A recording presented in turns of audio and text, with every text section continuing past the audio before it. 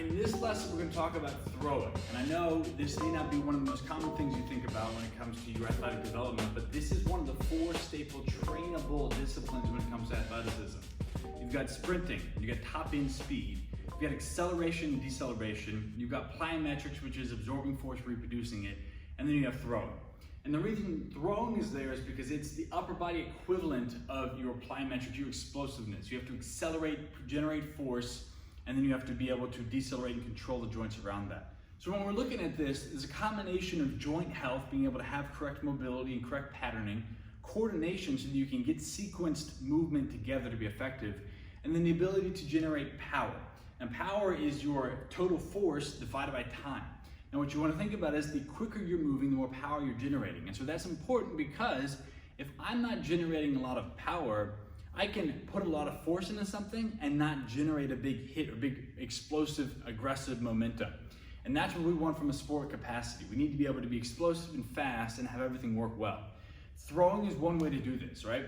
Now, the other benefit of throwing is that it allows you to practice some aggression. Most movements, because you have to slow the movement down, you don't really get to go 100%. The closest corollary to this is Olympic lifting, where you can be explosive as you drive, but you still have to be fast to get underneath and decelerate it. With throwing, you can just really be explosive with this, and you don't have to think twice about how much force you're putting into it because you don't have to be there. You can just create the explosive force and then walk away. So that's one of the things, is it teaches this aggression and aggressiveness, which is so important.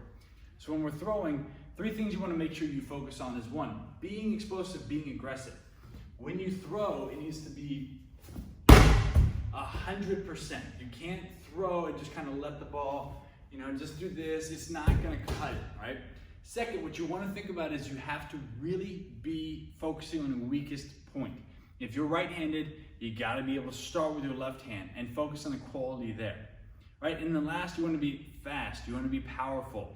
It's not enough to just be aggressive, but if you're slowing yourself down, you're going to lose some of the effectiveness of this. For instance, so this is an 8-pound med ball, and it's somewhat lighter, right? And a lot of people will get like a 15, 20, 16, 20, 30-pound ball trying to throw it.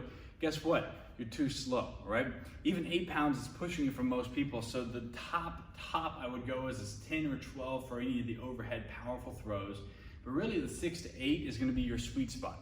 You don't need to go heavy. You do need to stay fast and find that sweet spot between being aggressive and powerful and also being fast. But you can do this stuff whenever. Just make sure you get at least 1 day a week of being explosive and throwing, right? One caveat to that is if you are in an upper body throwing dominant sport, let's say you're a baseball pitcher or a football quarterback, when you're in season and you're doing a bunch of throwing, you don't need to do more. That's where you work on the non-dominant side and create confidence and coordination there.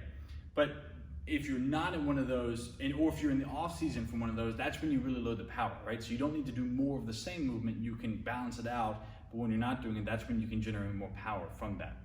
One last note on where you can do this. Obviously, it's nice if you have a brick wall like I do, or a big concrete wall that can kind of support a blow and reverb ball, but you don't have to. You can take any type of medicine ball or even just a heavy-ish object and go out and throw it into a field and just throw and focus on the quality and you throw it and go catch it. It's not fun. Playing catch with yourself is not fun, but that can work really well. Figure out a way, make it happen, and get this into your programming at least once a week, and you'll see a huge return from it.